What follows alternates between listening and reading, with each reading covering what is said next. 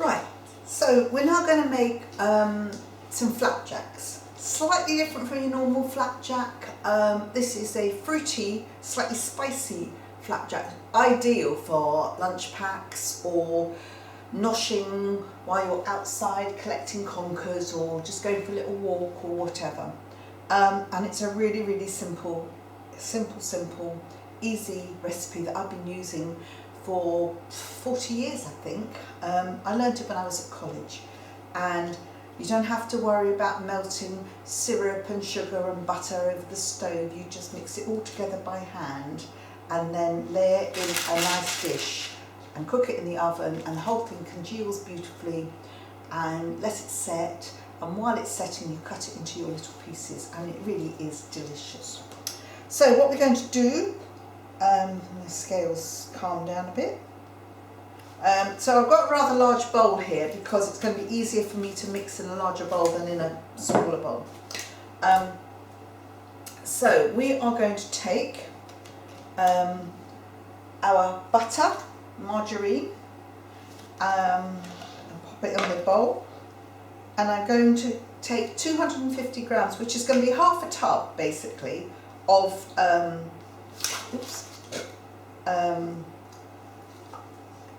this, because this is a 500-gram pot. So half a tub of margarine. Oops. Lovely. And just put that down. And then into that we're going to add some brown sugar. So it's the same amount, it's 250 grams, or in this case, we'll see how many spoons it is.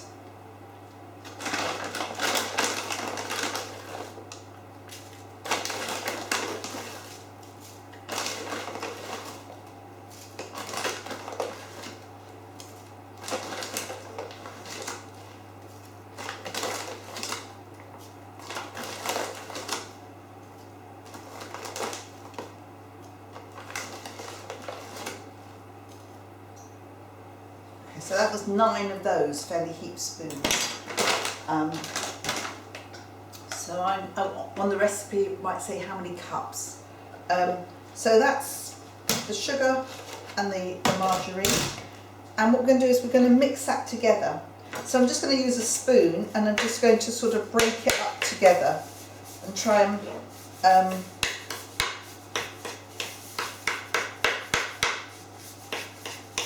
you can do this by hand, you can put it on a machine if you want, but actually if you've got soft margarine and you're just sort of gradually beating it, you can see it's already beginning to mix in nicely, taking literally seconds to do that. And again, with a big enough bowl you can get the movement in there. So that's all beaten in, and the sugar and the butter incorporated. That's perfect. Now into that we're going to add our oats. So we need 325 grams of oats, which if you've got a 500 packet you don't want quite the whole lot, you want about 3/4 of it. So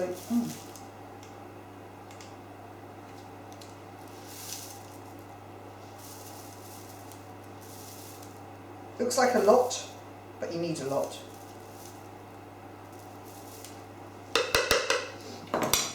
So that's my oats. And then I'm going to put some mixed spice in. You'll have a little tub of mixed spice. So we want a teaspoon of mixed spice. That's to give it that little...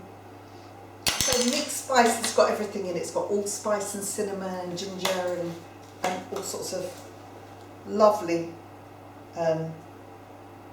different flavours. Nutmeg, mace, coriander. Interesting. So if you don't want to use mixed spice, you can use cinnamon, or you can leave the spice out altogether. There will be both a little pot of mixed spice and cinnamon in your pack, so you can use whichever. So now we've got the cinnamon, or the mixed spice rather, and the oats, which I'm now, as you can see, just take that off, mixing in to the butter mixture. I'm just going to incorporate that. You can see why we need a big bowl for this, because otherwise everything's going to go. And how easy is that?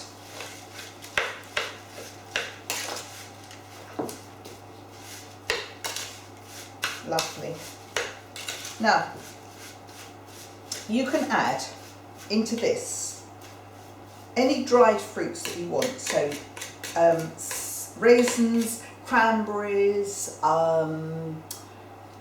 dried apricots chopped up, dates chopped up, cherries, anything really. Or you can put nuts in, but obviously depending on whether you've got nut allergies or whatever, you wouldn't want that. So I've got here a bag of mixed fruit and nuts, which is quite a good mix for going into this.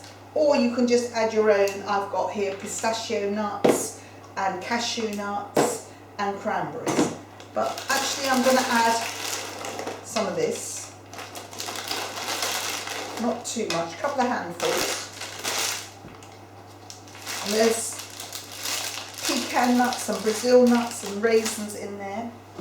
And I'm also going to put a small handful of cranberries, because I love cranberries and I think they're really good at this time of year.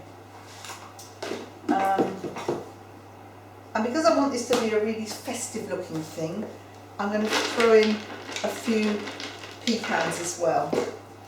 And that's quite a lot of nuts and things going on in there. Just stir it round. It's at this stage, if you want, let's just make sure that you can get your hands in and just massage it through in your hands so that you make sure that everything is beautifully mixed in.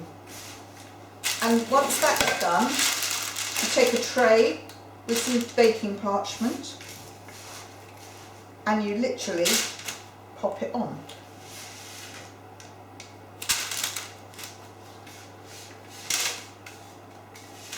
Like that.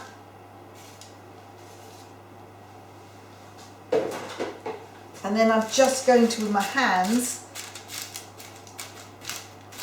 push it down as best I can. The palm of my hand is the easiest bit because it then pushes it to the edges. Hope you can see that.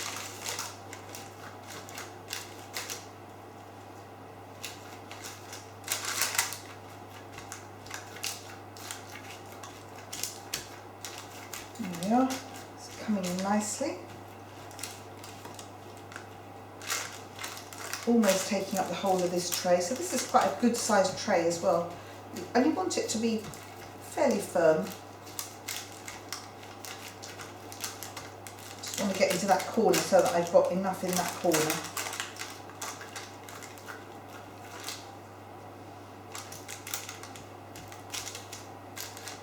There we are. And that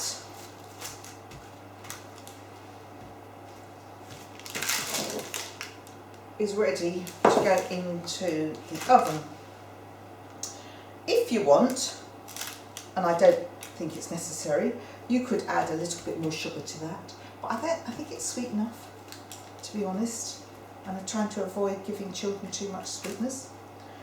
So that's going to go in the oven at 170 degrees, just like the crumble. And it's going to cook for about 15 to 20 minutes, and we're going to see after 15 minutes whether it's ready to come out or not. Probably take a bit longer because it's quite dense in the middle there. And when it comes out, we let it rest for a few minutes and then we'll cut it into the pieces that we need it to cut. So I'm going to pop this one in the oven.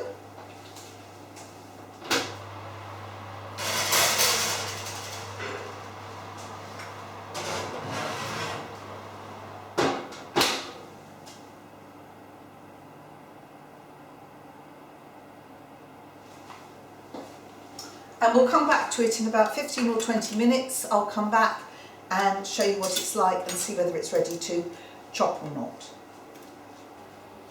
So I've just got the flapjacks out of the oven. I checked them after 15 minutes and they really needed another 5 minutes. So this is after a 20 minutes cooking.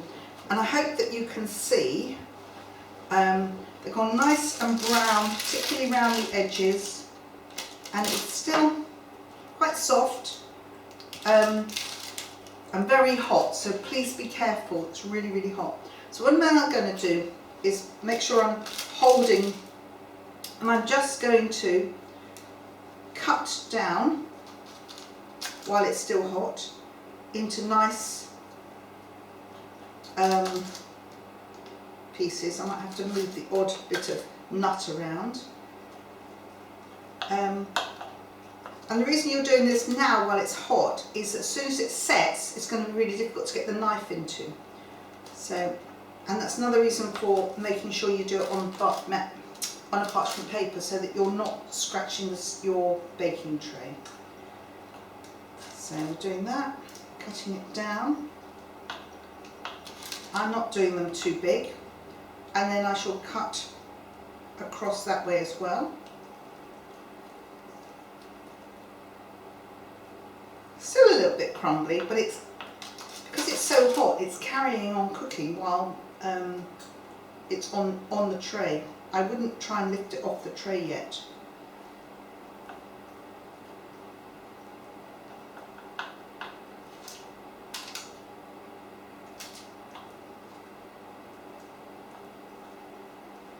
That's all I'm going to do, and that's now going to sit and absolutely firm up until I'm ready to put it onto plates or into an airtight tin or whatever. And when you have picked up your parcels from the food bank, hopefully you will have got a chance to have a little taste. In fact, I might cut these even smaller, or they will break up. You could break them like you would sort of a nut brittle or something. I'm not going to cut them too small.